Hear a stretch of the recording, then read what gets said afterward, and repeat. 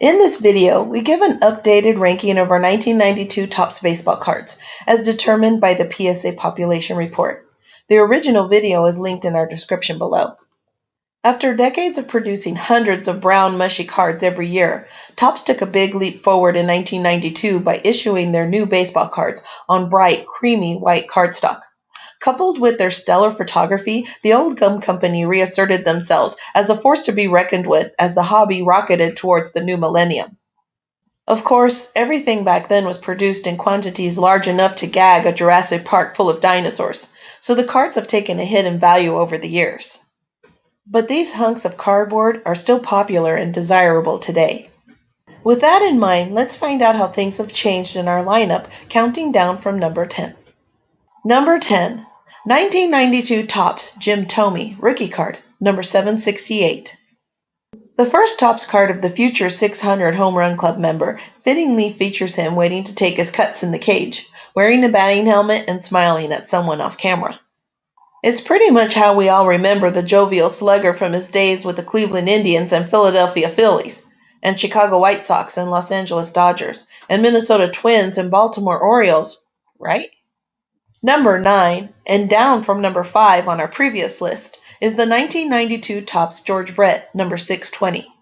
While collectors were pulling this card from wax packs through the 1992 season, Brett was busy putting the final touches on his run for 3,000 hits.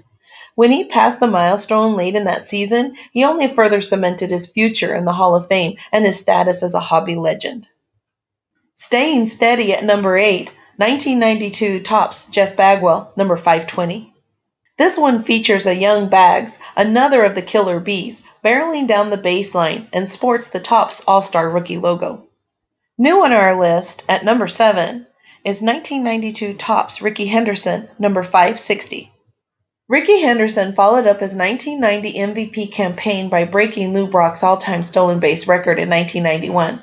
All that was left for Henderson to focus on were his walks record and his runs record, and for which team he would be represented in the Hall of Fame.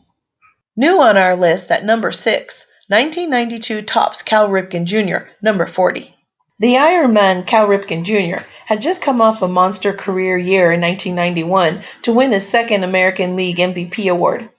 Cal would scale even higher heights a few years later by breaking Lou Brock's consecutive games played record.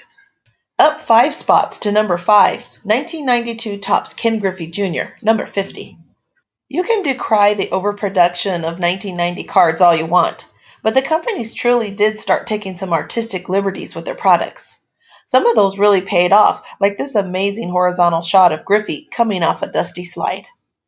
Down 1 spot to number 4, 1992 Topps Nolan Ryan, number 1. There have been fewer hotter players ever in the game than the molten lava that was Nolan Ryan when he appeared on the first card of the 1992 Topps set.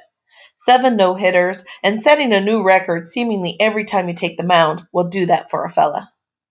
New at number 3 is the 1992 Topps Prospects, shortstops, number 515.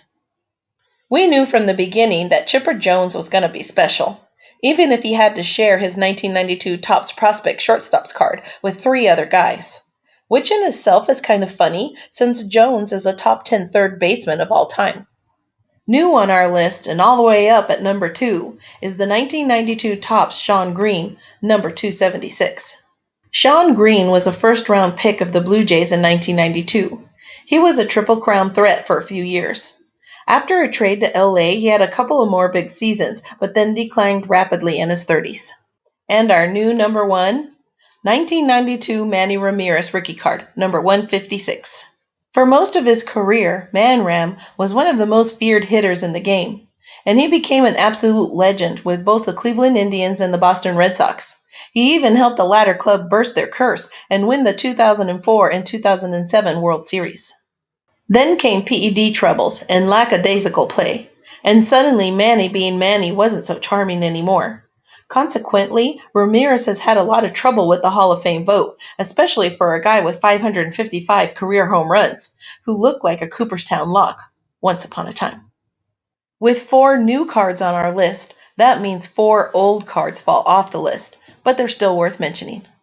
Mike Mussina turned in sort of a quietly excellent career, never really wowing anyone during any particular stretch, but producing top-notch rotation results for the Baltimore Orioles and the New York Yankees for a better part of 2 decades. Heading into 1992, Biggio was coming off his first All-Star selection as a catcher, and it would be his last one. The new season brought a new position as Biggio moved across the diamond to second base, and it was a stroke of genius that kept one of the killer bees healthy on his way to Cooperstown. Everybody and his brother loved Kirby Puckett's infectious smile, and this card gives us a huge nostalgic dose of it. Of course, it doesn't hurt that the picture shows Puckett as he looked during the Minnesota Twins' run to the second championship in 1991, or that Puckett is a Hall of Famer.